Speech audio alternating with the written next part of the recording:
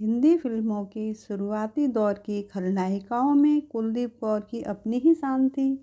जब फिल्मों में काम करना ओछी नज़रों से देखा जा रहा हो और प्रतिष्ठित घरानों की महिलाएं फिल्मों में काम करने को लेकर झिझक रही हो, ऐसी स्थिति में फिल्मों में खलनायिका की भूमिका करने के लिए कौन लड़की तैयार होगी। शुरुआती दौर में हीरोइन बनने के लिए तो महिलाएं हिम्मत जुटा रही थीं। देवकी रानी से लेकर दुर्गा खोटे तक फिल्मों में सक्रिय हो चुकी थीं, मगर खलनायिकाओं का अकाल ही था। ललिता पंवार जरूर हीरोइन की भूमिकाएं छोड़ नकारात्मक भूमिकाएं निभा रही थी, जो उनकी मजबूरी थी। दरअसल उनके चेहरे पर एक फिल्म की शूटिंग के दौरान भगवान दादा का थप्पड़ जोर से पड़ गया था। इसके कारण उनके आधे चेहरे पर लकवा मार गया था और उन्हें हीरोइन की भूमिकाएं मिल नहीं रही थी। इसलिए खलनायिका की भूमिका निभाना उनकी मजबूरी हो गई।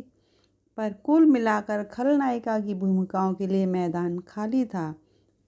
इस दौर में नसीम बानो से लैस कर नरगिस, सुरैया, नलिनी जयवंत, कामिनी कौशल, नूतन, निम्मी, मधुबाला, गीतावली, मीना शौरी तक के हीरोइन के रूप में चर्चे थे। जब लाहौर से आई एक लड़की ने खल भूमिकाओं के खालीपन को भरने की कोशिश की, वे अभिनेत्री फिल्मों की चमक दमक से प्रभावित होकर फिल्मों में आई थी।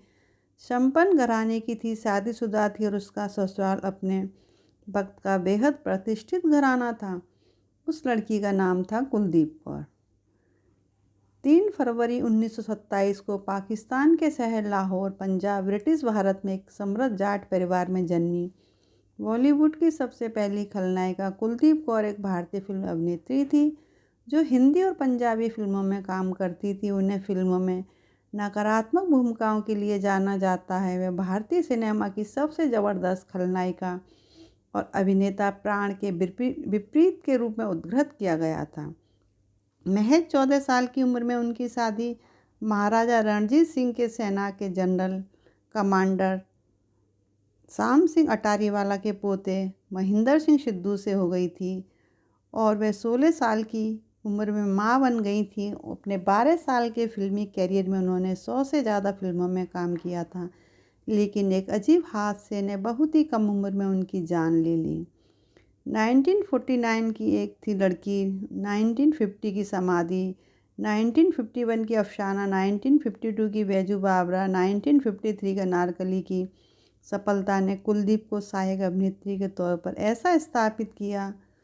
दरअसल शिरडी जाते समय उनके पैर में कांटा चुभ गया था, लेकिन अपनी धुन में मस्त बेपरवाह कुलदीप ने इसकी जरा सी भी परवाह नहीं की और उन्हें सेप्टिक हो गया। इसी सेप्टिक ने उस वक्त उनकी जान ले ली थी। नमस्कार।